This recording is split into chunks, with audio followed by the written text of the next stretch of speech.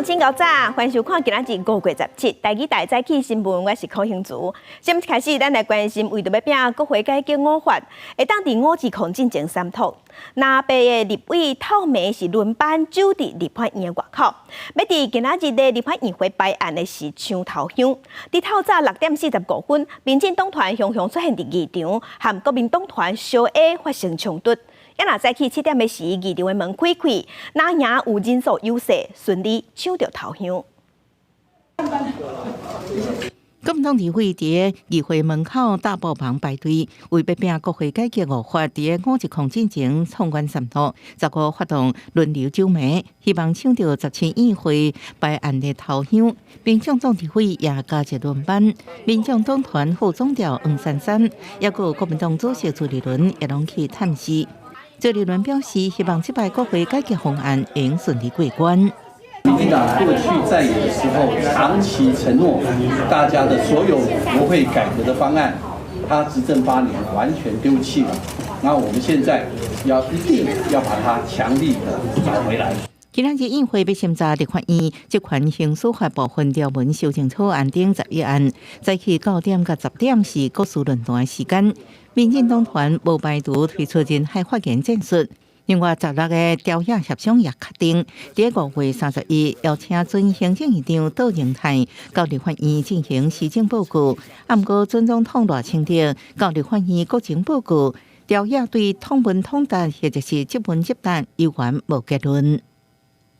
一个政党完毕就回答，一个政党完毕就只有3次回答的机会，这就是变相的即问即答，取代赖清德总统来帮他做决定。柯总统权力有这么大，我们也尊重了。环岛高铁华东快建设特别条例草案1个月协商冷冻期已经到期，调解协商各表出火花。郭建明指出，立院推动特别条例，并要求行政院编列预算，重大交通建设应该由行政权发动。黄国昌反对来批评2005年有40个立委共同提案石门水库整治特别条例，并不是行政部门提案。当初民进党要参加，这期郭建明商定标准。记者综合报道。继续关心准总统赖清德后礼拜因5字控要就职，美国总统拜登有指派代表团来参加就职典礼，由拜登的前特别助理带团，名单内底嘛包括小布希任内副国务卿阿米塔吉，也个 AIT 的主席。另外，美国前总统川普任内的国务卿蓬佩奥嘛讲会来参加。未来新政府会持续投入更多的资源，坚定打击诈骗，强化社会安全，以维护社会治安。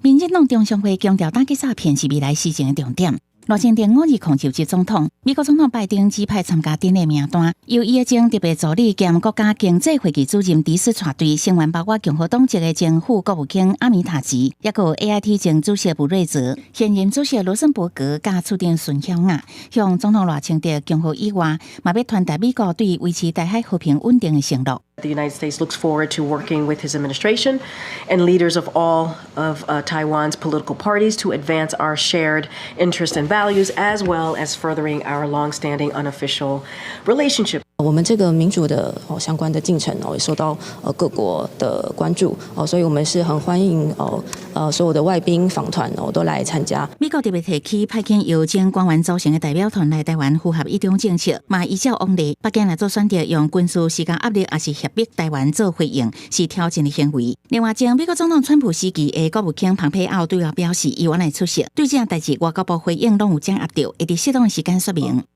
访团的这个成员来看，我觉得规格是跟过去是相当的，是持平的哈。他的政策立场非常的清晰，那也非常的鲜明，也是注重是持续性。学者分析，这届美方跨党派代表团规格甲以往同款，像2016年蔡总统第一任期就职的时阵，是由前卫的代表柯带团访台；2008年马前总统的第一任期，由前白宫幕僚长卡德带队。李台中指出，显示美方的立场都是希望维持现状，提醒中国莫骑空扰乱。记者综合报道。新总统、新政府特别上任，现任的行政院长陈建仁伫昨昏伊主持任内上尾一届行政议会，嘛带内阁总辞。也若针对咱国家的能源政策，准经济部长郭志辉有对外表示，伊认为核能是清气的能源，这嘛引起讨论。大家即马都咧回讲，安尼未来咱国家的能源政策敢会转转去放核电？严格经济部是强调讲，非核加远这个目标无改变。5日抗战前，行政院长陈建仁甲各员做伙比战，伫行政院长大楼迄毕业上，16行政议会通过内阁总辞案，送请总统蔡英文批准。到19任期结束前，内阁未决定重大政策，敢若处理例行性、商务性的事务。各部会在既有的施政成果上，会努力来继续精进，并妥为传承交接，让政府的施政无缝接轨。台中市长罗秀燕笑一回第二尾仔坐车离开，陈建仁入来最后一届行政议会，六都首长甲罗秀燕上北出席，强调向单内阁说谢，协助台中推展轨道建设发展中心2期。不过，准经济部长郭志辉讲到核能是清气的能源，佮表示核电由多数人同意做决定。准环境部长彭启明也讲，爱全面同意才有可能延役核电厂。新政府是不是检视调整能源政策，外界拢在关心。最近的风向很像有一点点，大家很像比较支持核能。一定有不一样的意见，但是要取得最大公约数，大家都赞同，我们才能够走下去。经济部补充说明，政府对非核加远的目标，抑个发展绿能的努力拢无变。5日抗要到对华加强对台打压，中国国台办各点名制裁外台湾政治评论名嘴。特别接任海基会董事长的行政院副院长陈文灿表示，不利两岸发展的做法，会伤害双方的季节，不利于两岸发展，而且不符合自由民主原则的任何做法，我想是伤害了两岸之间的这个互动。那我想这些做法在台湾是不容易得到支持的。陈文灿表示，希望对华一旦坚持互相尊重、善意对等，这才是两岸交流的大方向。5日抗了后，两岸关系会安怎变化，各界拢在关心。记者综合报道。上新的消息来关心，进前一直在传讲总统蔡英文落任进前会宣布特赦前总统陈水扁，不过即马内阁已经总辞嘛进入看守的阶段，特赦的行政程序嘛未赴啊。总统府伫昨暗嘛做出回应。总统府的发言人是表示讲，相关的程序拢爱依法处理，而且嘛无这项决定。伊强调，讲总统府自头到尾拢是上界关心的是前总统陈水扁的健康。也若陈水扁的后生陈致中是有对外表示讲，因兜伫海外口座的这个钱毋是不法所得，所以因无可能认罪。因愿意提供甲这条钱捐予国家，也毋过这个钱毋是因的犯罪所得。再来，咱来关心天气。今仔日是透偏东风，各地是依次侪云到好天。咱来看温度。东半部伫今仔日有13、18雨，也若过昼了后，西半部的山区有局部地暂雷阵雨。今仔日东北季风减弱，北部宜兰花莲温度拢会回升，日时的高温有28度至32度，早暗的温差会较大。也若明仔载到后日，中南部同款是温暖烧热的天气。明仔载受东北平的低压方面影响，北部、东部水汽拢会增加，东半部有局部短暂阵雨，宜兰的雨嘛有可能会落较粗。大台北嘛有短暂阵雨，过昼了后，西半部山区嘛有局部短暂对阵雨。来关心台南早冬稻啊，当地结穗，拄着落大雨，佮穿高温，真侪山区拢出现稻热病，有拍切的影响收成。也佮有即马伫东山区的菜瓜，嘛敢若是因为气候的关系，出现农业损失。台南市的农业局都呼吁农民，若是有发现灾损，爱赶紧通报。这是台南后壁区青吟吟的稻仔田，不过斟酌看，这寡差不多过20日就会当采收的稻仔，煞出现白穗的问题。部分的田无遐严重，白穗较少，有的煞是一大片，而且毋但伫后壁区，包括关田、下营、新市等等的所在，拢有烧伤的情形。那讲迄以前落遐雨，影响啊，较慢的就无，较慢的就无着白穗啊，气候，那就气候性的。白穗的都袂管巴掌，都变风炮弹啊，一冬无两回无补啊，就今年那就培训力较强啊。一个是稻热病，还有一个是恶化米虫咬的也会这样。可是现在目前田间看起来几乎都是稻热病。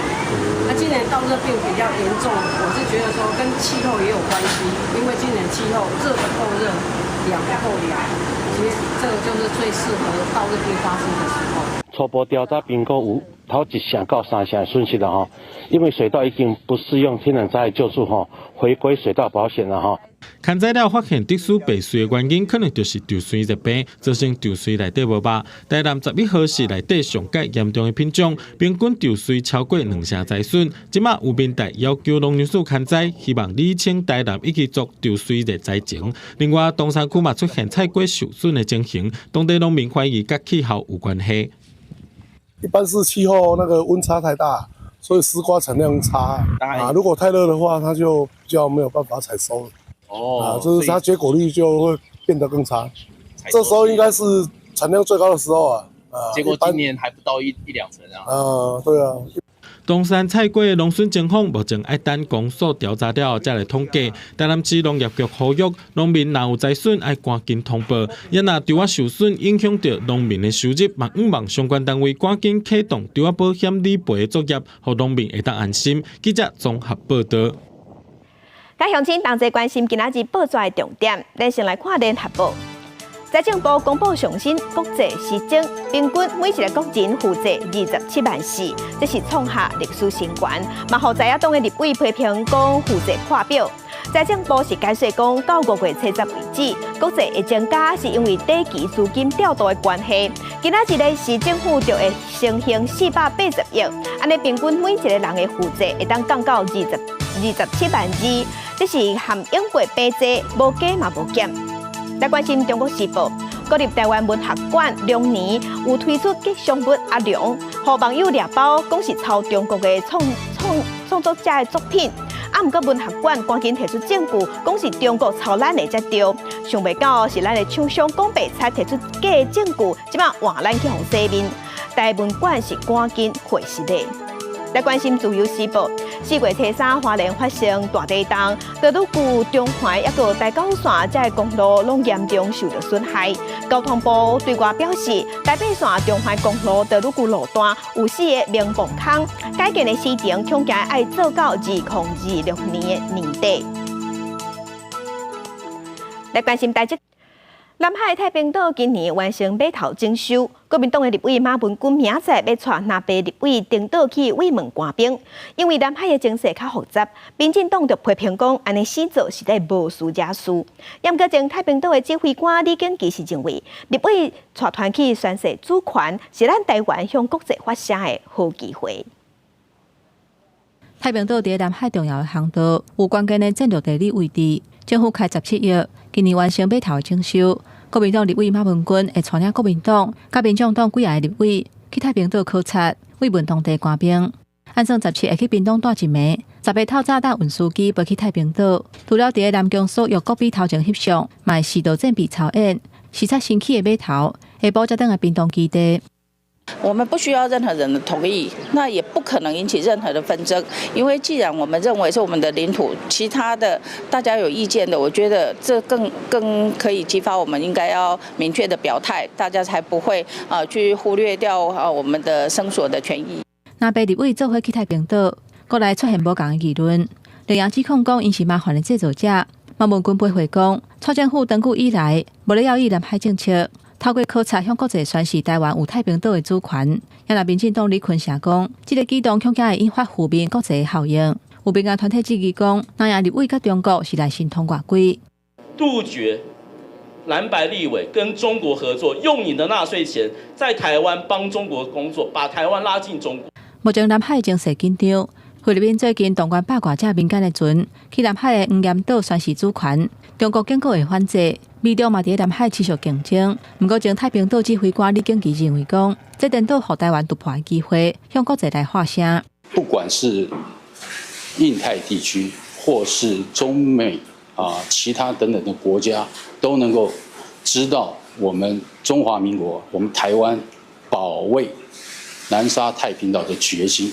你发现到说各国比我们的动作要大的很多，那么我们是做的太少了，而是不是做的更多。台湾在这一块是慢慢的被边缘化，我们几乎看不到，包括在南海这个整个主权争议的过程里面，或者说国际仲裁的期间，我们都很少发出声音。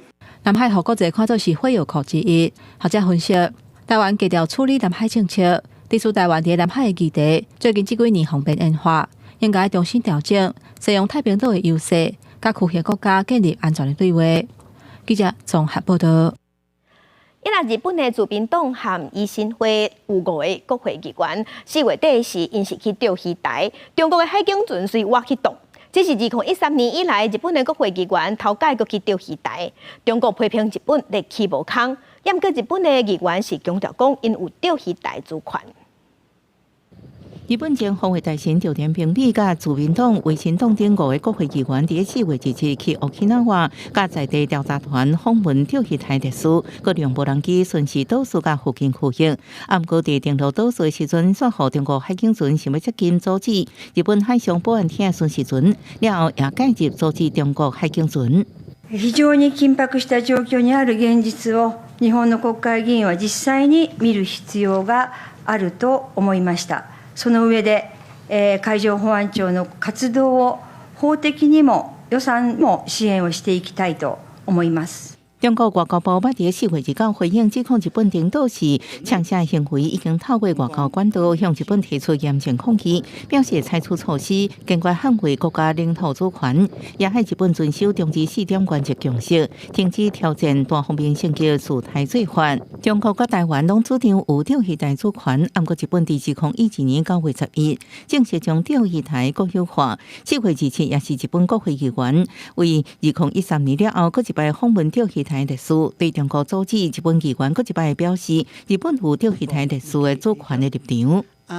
尖閣諸島は歴史的にも国際法的にも我が国固有の領土であり、領土問題は存在しないというのが政府の立場です。日本国会議員這擺領導是針對釣魚台歷史嘅持有性物甲生態進行調查研究。自民黨參議員陳連紅表示，甲10年前這漁船上島調查比起來，即馬中國海警船會逼近日本調查團漁船。對中國海警船因刺進日本領海，陳連紅認為日本政府應該喺釣魚台定期管理維護，佮對釣魚台周邊海峽資源調查，看作是國家目前要務之一。公視新聞陳時東報道。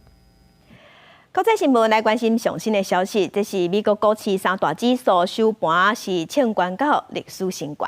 第16個時，道瓊指數開盤1點鐘就徛起4萬點，這是史上的頭一屆。市場分析師是表示講，因為通貨膨脹下降，加上預期講聯準會9月份有可能會降利息，較樂觀的甚至認為7月份就有可能提早降利息，才攏有帶動投資者的信心。美國16開盤了後，三大指數全部攏起早盤各破歷史新高，其中道瓊工業指數開盤1點鐘徛起4萬點大關，史上頭一擺。市場分析師指出，美國4月通膨數據降溫，所以帶動股市反彈去到歷史新高。We don't want to see inflation start to creep back up, right? That has been the word of the month. That's where everybody's really hyper-focused on. If inflation continues to do what it does, then we can see, obviously, the market continue to go higher and corporate profits continue to be resilient. 分析師強調，雖然道瓊工業指數無親像標普500或者是納斯達克指數被看做用，敏感反映市場出現甲投資人的興趣。不過，道瓊工業指數歷史真久。第一般大眾心中的分量也是真懸，徛起4萬點大關，會用提振投資人信心。互美國繼續行懸，也緩解利率會個調懸的機率，甚至7月都有機會提早降利息。I don't see the Fed cutting 3 or 4 or 5 times. I think maybe once this year, perhaps.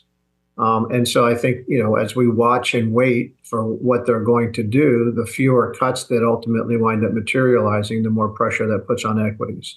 全道瓊收盤收達登到39819點，不過市場普遍看好美國整體經濟保持穩健，美國衰退甚至快速成長。記者綜合報道。来看美国的肯塔基州，伫今年3月份有发生一件使人看到真恐怖的交通意外。这是一架拖车为着要闪这下过上黄线驶对向的车，全赶紧转弯侧弯冲去桥边，尾也掉伫半空中。76岁半年的车驾驶哈马斯塞迪路易斯维尔克拉克纪念大桥顶悬一台对向车向冲出上黄线，哈马斯赶紧转弯冲去桥边，弄出护拿。车头挂在半空中，塔马斯最后成功救起来，不过已经惊破胆。消防员用1点钟，亲像蜘蛛人向伊卡掉，为车窗将塔马斯抱出来。登去的车头离水面差不多30公尺，相同台湾建筑技术规则，主体7-8层楼仔悬。行车记录器录的这规个过程已经送到法院。肇事驾驶33岁布兰汉15出庭，面临4项指控，其中1项是吊销驾照的无照驾驶。公司新闻恩文玲报道。来关心俄罗斯总统普廷昨昏时去中国访问，中国国家主席习近平有亲身迎接，两个人随举办会谈，有讨论经济贸易合作，也各有俄乌战争。习近平早起伫北京人民大会堂外口的大厅，亲身去迎接普廷。在举行隆重的欢迎仪式了后，两个人随展开会谈。今年拄好是中国甲罗西亚建交75周年，习近平以我的老朋友来称呼已经来拜访几啊届的普廷。伊讲两国的关系进入重要的路站碑。75年来，中俄两国携手走出了一条大国邻国相互尊重、和睦相处、合作共赢的崭新道路。习近平讲，中国甲罗西亚双方目前伫贸易、投资、能源、文化甲地方交流等咧持续加强合作。普廷嘛表示，双方伫无共领域建立80个大型联合投资的项目，而且90%的交易已经以卢布甲人民币来支付。За прошедшие 5 лет, несмотря на последствия пандемии и вопреки некоторым действиям, которые направлены на сдерживание нашего развития, некоторым действиям со стороны третьих сторон, товарооборот между Россией и Китаем увеличивается хорошими темпами. 在这个会谈当中，中国甲罗西亚双方嘛对罗西亚乌克兰战争的问题交换意见。有分析认为讲，从罗西亚乌克兰战争爆发，罗西亚受到西方的制裁了后，中国就伫罗西亚东转南进战略的布局是愈来愈重要。普廷打开始第5个任期，就去拜访北京，显示对中国高度的重视。在这个时阵，中国面临威逼敖来的贸易抵制是愈来愈大，嘛需要为市场找新的出路，所以邀请普廷来拜访，互相合作的意味是真高。公司新闻张慧斌编译。来关心2019年香港反送中运动的代表歌《愿永光归香港》，是去互香港法院认定讲是会煽动国家分裂，所以已经甲伊列作禁歌。法院嘛要求 YouTube 袂使搁放送，即马 YouTube 嘛决定要封锁，无要搁嘛已经照做。台湾香港协会就反讨讲，后摆若是违反香港版国安法的资讯，拢会封禁。若中国即款侵害民主的行为，连一寡网络平台拢照做，未来即款情形、即款例，就可能伫各种网络平台发生。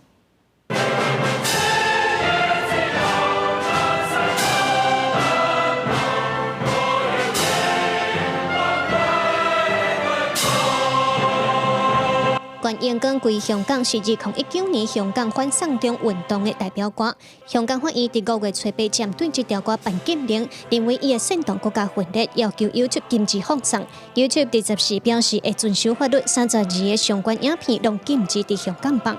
制止任何人以煽动分裂国家和侮辱国歌的意图使用和传播有关歌曲，是香港特区履行维护国家安全和国歌尊严限制责任的正当必要举措。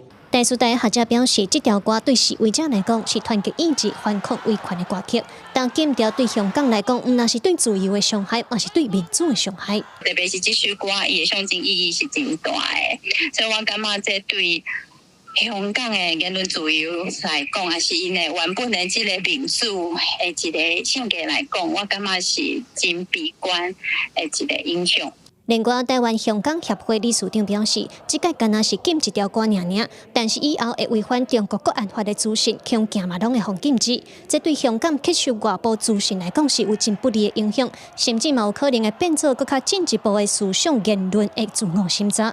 不只是对于这首歌，而是任何他认为说反共的或者抗中的，或者说跟台湾跟中国关系有关的，觉得这个是分裂国家，绝对可以按照香港的那个国安法说这个是跟分裂国家有关。我觉得未来这个把集权推往极致的时候的一个阶段，就是让每一个人心中都当一个小警种。台湾香港协会理事长认为，这种代志嘛是中国跨境对民主国家施压的行动，未来嘛真有可能会伫 Facebook、IG、X 等各大网络平台发生。希望国际严肃看待这件代志。记者卢尚珠、郑俊友台北报道。今仔日国际上还有啥物大代志？甲乡亲咱做伙来去看世界。路透社有报讲，有美国官员表示，美国国防部长5月底会去新加坡参加香格里拉对话时，会和中国的国防部长伫场边进行会谈。路透社嘛表示，准讲因有见面，就会是美中两国的国防部长2年来搁再面对面交流。继续关心乌克兰军队伫第2大城哈尔科夫是战甲真辛苦。罗西亚的军队离市中心只有10公里尔。乌克兰总统泽伦斯基有去前线哈尔科夫市去稳定军心。伊讲局势也是会当控制，也毋过情势确实有影较艰难。也若根据外国媒体的统计，罗西亚的军队一礼拜内已经占领278平方公里，等于是一个台北市的大小。继续关心泰国的首都曼谷人口已经超过1000万人。泰国官员就表示讲，地势较低一寡所在，曼谷遮因为全球暖化，海平面升悬，21世纪结束进程，恐惊会着海水引起。泰国政府即马嘛正在研究因应措施，看敢要嘛无排除讲看敢要迁都。来关心台北市长蒋万安，即马伫日本访问，伊嘛有发表演说，讲到4月份、4月初花莲大地震的时，台北市安怎利用智慧防灾。东京都地区小池百合子有学了台北市的应变。台北市政府是表示讲，即抓去日本因有3项任务，要参加峰会，要加深友谊，嘛会行销台北。Last month, on April 3rd, Taiwan experienced a massive earthquake, measured magnitude of 7.2. 参加2024市长论坛，而且发表演说。台北市长蒋万安向40个以上的各国市长来分享台北伫地动应变、因应极端气候的韧性城市建设。尤其台湾经过0403大地震，台北市有72派厝是拢起超过30栋。研究指出，若伫台北发生规模6.2的大地震，可能会有超过4900栋的厝倒去。蒋万安嘛强调岛警的重要性。At 7:58 a.m. during rush hour, I couldn't immediately access the Emergency Operations Center, the EOC. But we didn't waste any time. Taipei operates on the principle of where there's the mayor, there is the EOC. Therefore, within 5 minutes, we all were mobilized. 小弟包合组嘛学到台北的地动应变，讲应对基层软体、硬体整合真完善。台北市政府讲，透过回访日本的老朋友，强化台北的国际连接。小弟要伫2月访台，除了拜会总统蔡英文、副总統賴清德，唯一一个见面的县市長就是蒋万安。本日は台北市を訪れまして、蒋万安市長と、両都市の課題、そしてまた、対策などについて意見を交換をいたしました。例えば防災分野での協力、これはもうすでに進んでおります。蒋万安已经拜访日本自民党的前联局和自民党的副总裁兼首相麻生太郎，嘛邀请麻生参加明年举办的湘北世界壮年运动会，希望透过交流来探讨未来合作的可能性。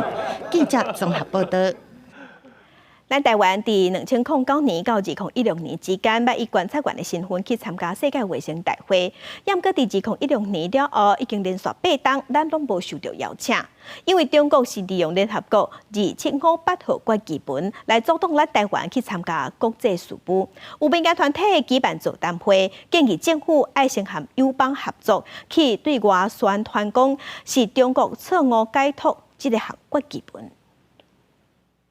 第77届世界卫生大会 WHA 5月27开始伫瑞士举办，但是台湾自2016年开始就无参与过 WHA。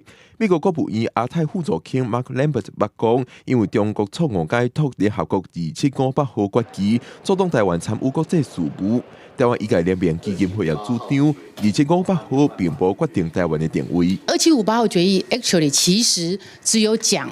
这个要把蒋氏政权逐出联合国体系，然后呢，中华人民共和国为中国唯一的合法代表，但是并没有人处理台湾的问题，台湾的代表性。大家听到2758没有去看内容，会以为说是联合国体系有一中原则。那这个一中原则又被扩成一中政策。基金会认为，因为中国错误解读2758号决议文，致使一国家、国际组织对台湾的定位有错误理解，阻挡台湾参与国际事务。学者认为，咱来参友邦合作，向国际宣传正确的2758号决议文解说方式。我们应该是要让他能够跟友邦开始去联系，去处理这个事情，先把它确认。也就他并没有处理掉台湾的跟联合国的互动关系，因此他应该比照于台湾是比照于非联合国。是非联合国，那也就是说确认台湾不是中华人民共和国的一部分，这是最基本的一个前提。台湾愈来愈在国际上受到重视咱家己换那做了袂歹。我想台湾的表现不管伫晶片也好，伫公共卫生也好，我那世界一流的。除了透过台湾的友邦、理念相同的国家宣传2758号决议的正确解读办法，基金会认为，台湾即马伫公共卫生、半导体这块领域伫国际上表现出色，咱也要继续以此为家己发声，让台湾伫国际上的声音愈来愈受重视。记者郭林凯台北报道。来关心国造唱水南重要的阶段，这是咱台湾头一个国家军武实验室，是高雄兴达港举办动土典礼。总统蔡英文有专讲落南去主持，因为这间国家军武实验室按算伫2027年会当完工，就当大大提升咱造船的技术和人才。平安，动土顺利。由总统蔡英文主持国家军武实验室的动土典礼，16透早伫高雄兴达港举行，侪贵宾也到场参加。为2022年开始，国家海洋研究会是结合台湾4间的大学，成立军武试验国家队，伫兴达港来打造台湾头一座国家军武实验室。未来毋但是国家级别造船研究的机构，也是造船专业人才的培训基地。国内虽然有4所大学设有船舶试验的水槽，但是都缺乏耐海性能、操纵性能及回旋臂等试验。而这座我们即将动土的这座实验室完工之后呢，将能补足这些不足。目前实验室规划2个水槽，除了模拟海洋的真实状况，测试船只效能，另外还会当进行水下载具的测试。实验室面积大约有13000平方公尺。国海研院长表示讲，实验室成立是对海洋国安建设非常重要的一步。未来国家船舶实验室的工作将以船舰的耐海性能试验、水下载具的操纵性能试验，以及海中结构物水动力测试为主轴，将可以满足我们国安的自主需求。国家军武实验室开14亿外建地，按算2027年完工启用。政府推动唱水舰国内制造，未来实验室唔免阁挖靠国外资源，也通培训造船产业的人才，增加台湾海洋产业的国际竞争力。记者张一辉、邱兆勇高雄报道。咱台湾即马是高龄社会，根据调查，去年平均逐个月有6万的中高龄的劳工伫找头路。即马嘛有愈来愈侪餐厅、企业在扩大招中高龄的劳工。一寡公司嘛有特别去改变工作环境、工作系统，要来创造友善中高龄的工作环境。微微仔笑的阿姨，伊是连锁素食店的员工，当咧替人客送餐。伊今年53岁，伫素食餐厅食头路已经有1档。改变过去餐饮业拢是少年服务生为主的印象。即卖有愈来愈侪餐厅也是企业，拢真欢迎中高龄的员工。这位新老表示，有会了后，感觉创业的工课压力伤大，互人请较轻松。餐厅的工作会当配合伊的生活，所以是选择来这二度就业。因为之前我是自己创业，就是上一个工作让我太累了，我想要就是可以，就是下班没有压力的地方，他的时间是可以跟我配合的。我习惯早睡早起。根据人力银行的统计，去年平均每个月有6万名中高龄的人咧找头路，3年来是成长25%。另外，企业嘛愈来愈欢迎中高龄的辛劳，提供的工课4年来增加1.66倍。中高龄的族群会使讲，这几年已经成做企业的新选择。最近几年，亲像便利超商、连锁速食店，拢开始重新设计上班的环境，亲像甲系统的机来放大减轻物件的重量，利用新科技来配合中高龄员工的身体状况，建立友善的工作环境。那我们的中高龄的伙伴已经占到15%哦。我们透过了一些访谈以及现场的观察跟研究，我们去减轻了包括这个栅栏的重量，透过把萤幕的放大，把字体的放大。或者是把一些文字的东西用图像化的方式，可以让我们的中高龄伙伴更容易阅读。另外，业者嘛指出，虽然中高龄的劳工体力比袂过少年人，但因情绪的稳定性较悬，伫咧团队合作上嘛较会主动关心同事，社会经验嘛较丰富，会当发挥团队精神、团结心劳，提高工作效率，对公司来讲好处真多。记者王可选谢桂林台北报道。520后礼拜一，新政府就要上任。昨昏有侪教育团体、家长团体，也有立委同齐开记者会，因为提出包括推动教师证制度爱改革，和针对升学主义爱做检讨，才会真侪对政府的建议。也若民进党的立委陈培如嘛呼吁未来的教育部长应该爱对教材、教学这方面和经费来支持母语教育。后礼拜一，新的执政团队特别上任，侪侪关注教育议题的民间团体和民进党立委拜时共同召开记者会，针对学校、家长、学生和课纲4大方向，向过来要上任的教育部部长陈永尧提出建议。其中，台湾家长教育联盟就呼吁教师证的制度爱改革，让老师对时代加强专业能力。时代不断的在进步。那老师不能用你30年前取得的那个教师证作为永久有效的教师证啊，就像医师一样哈，医师他每6年他就要去换证一次，就让老师可以跟这个时代的进步而随时增加自己的专业能力。大家民嘛希望老师会当有更较宽的眼界，因也建议教育部推动小型的科学论调，增加环境的刺激。另外，人本教育基金会嘛针对教育部提出批评，指出自108课纲施行以来，所要无法度改变普遍的升学主义观念。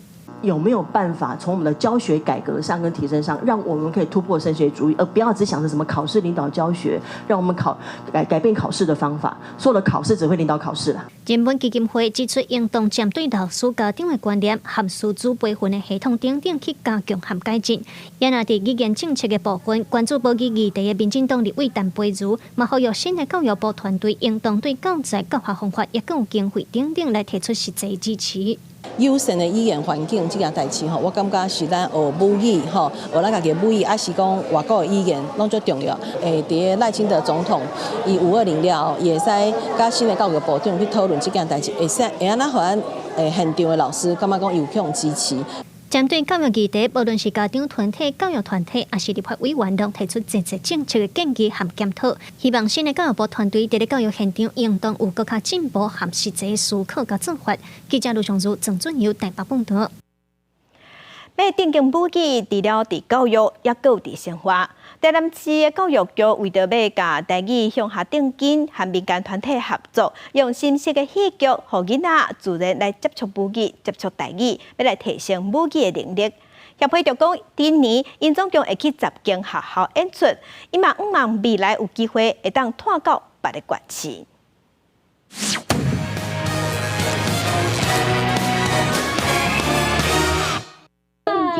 顺行就好啦，我顺行顺行。关老爷便来出现，就要甲百姓讨钱，食东食天的行为，大家就要惊死。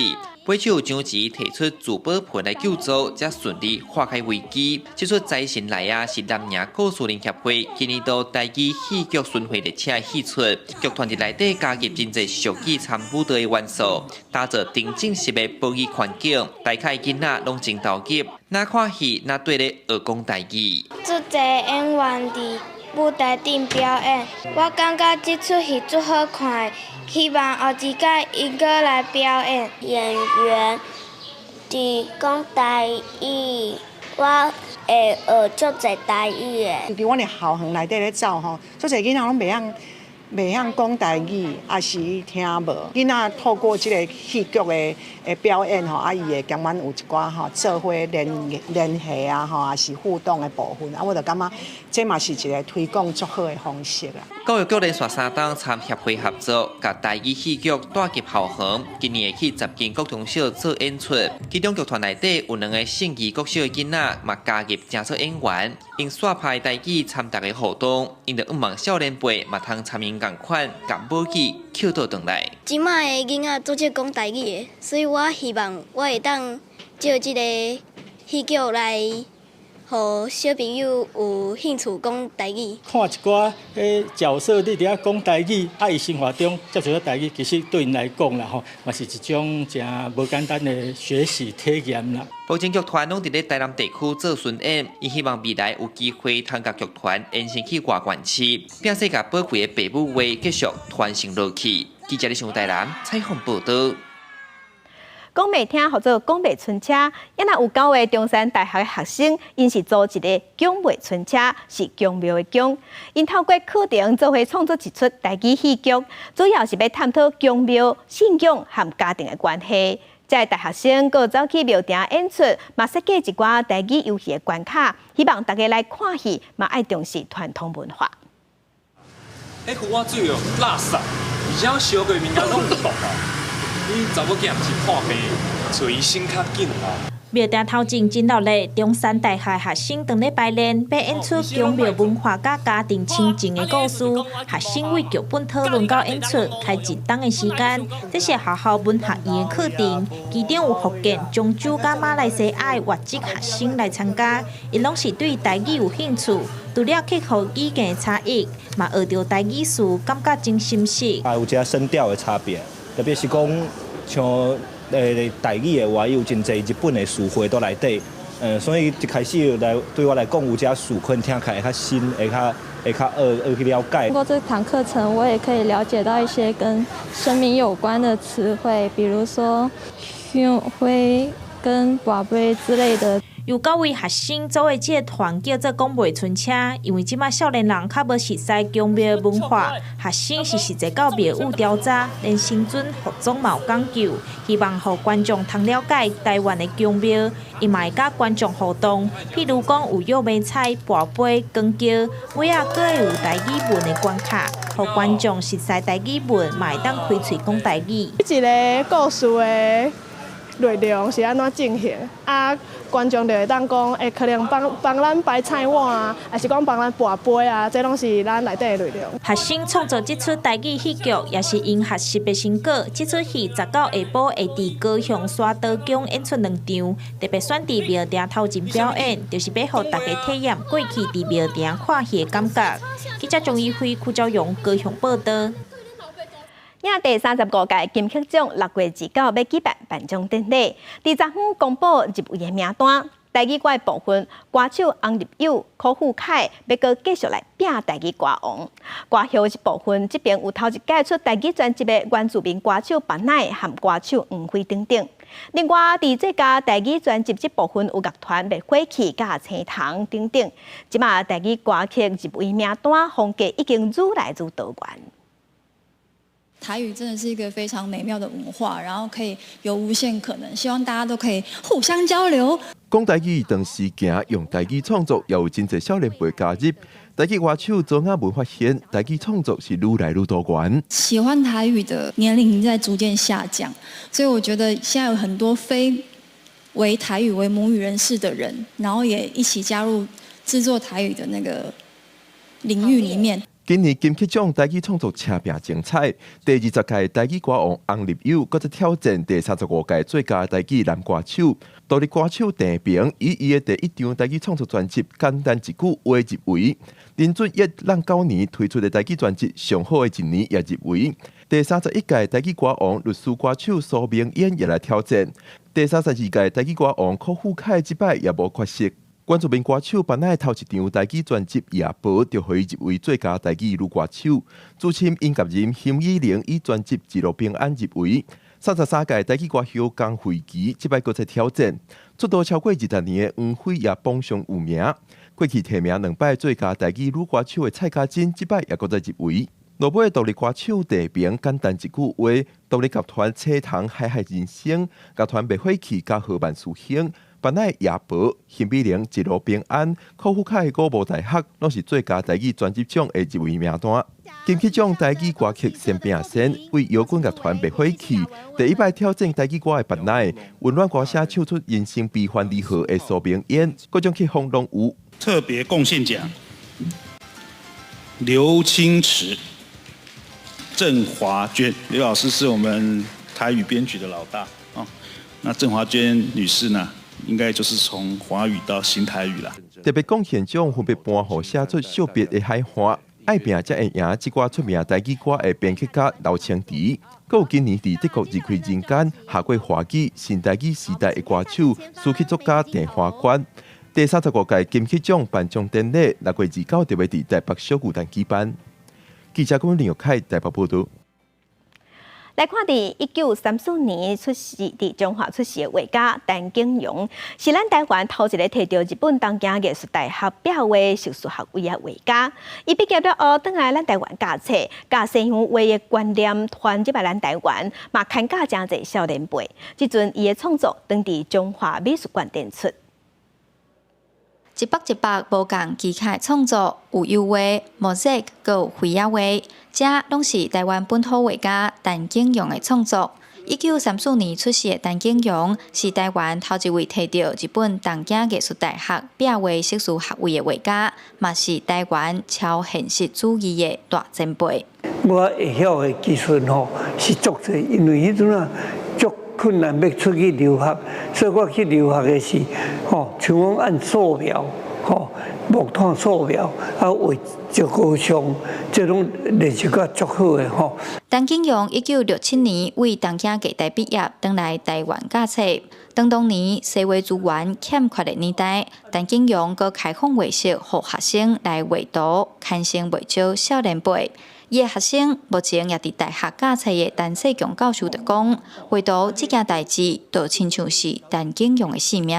少年的时阵熟悉伊甲呾，看伊就是活去咧画图的世界内底。伊少年时阵一天就画10几点钟久，嘛毋知讲伊到底有去困啊，无去困。七分回国的是，袂当出国去旅行，迄阵要戒严的是所以拢去澎湖。去这个男女所以咱乡土这个题材也多。今年90岁陈景荣行过30-40个国家，为台湾、为世界，即阵也继续来创作。色水深佮沉是伊的特色，用画作表达心内所想的，互观众看到思考，嘛是陈景荣的手法之一。这寡丰富多元的作品，目前也登伫咧中华馆立美术馆展出。记者杨淑晴中华报道。也伫意大利文艺复兴时期代表的作品《蒙娜丽莎》，这幅画是同人知。毋但画出蒙娜丽莎的笑容，就连这幅画，大家嘛拢在讨论，拢在回讲蒙娜丽莎是徛伫倒位，画的背景到底伫倒？定定后代拢在讨论这个问题。即马有专家提出上新的看法甲讲法，因认为蒙娜丽莎背后的风景看起来，蒙娜丽莎是徛伫意大利北部一个号做莱科的小镇。法国巴黎的卢浮宫客满的参观人群，差不多拢是要来看达文西的名画《蒙娜丽莎》。伫达文西过身500多年后的即马，各种仿的艺术作品，甚至加入现代动画科技的表现方式，嘛侪甲敢若山。不过，也有热爱历史考证的各方专家探讨达文西即摆画作的所讲地点。意大利的历史学者捌伫2023年讲有找到画作的所在，都是伫意大利中部的泰拉里纳，理由是背景有画到下过阿尔诺河的桥半圆形的桥坑，都是因辨认的根据。不过，意大利的地理甲艺术史研究者皮佐卢说，伊认为重点毋是桥，是规北画作所表现的地理景观。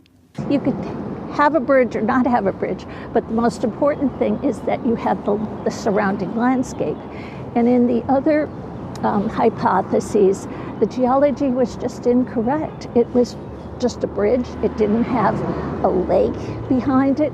It didn't have the geology. And so we find this limestone, and we can see that it has a very distinct weathering pattern. 皮佐卢所指出，根据伊考证的结论，蒙娜丽莎画作背景所在地应该是伫意大利北部伦巴第地区一个叫做莱科的小城镇，也就是这段空翕画面的所在。英国的艺术品保存组织认为，因为科技证据的出现，蒙娜丽莎这幅画作的神秘感当然会较减少一寡。不过，对达文西一生会当有更较深入的了解，也算是一寡收获。公司新闻戚家人编译。天气报你知，咱来关心今仔日各地头的温度。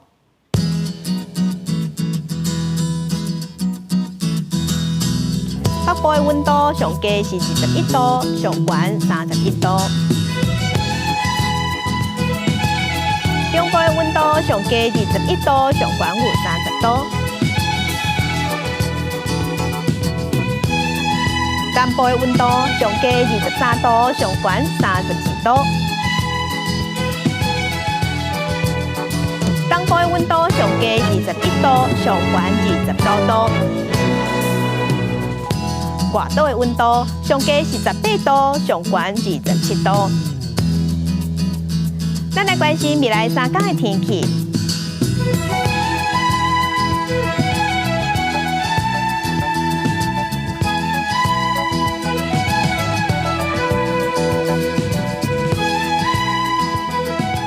感谢乡亲收看，将亲平安顺心，明仔载早起9点，咱再会。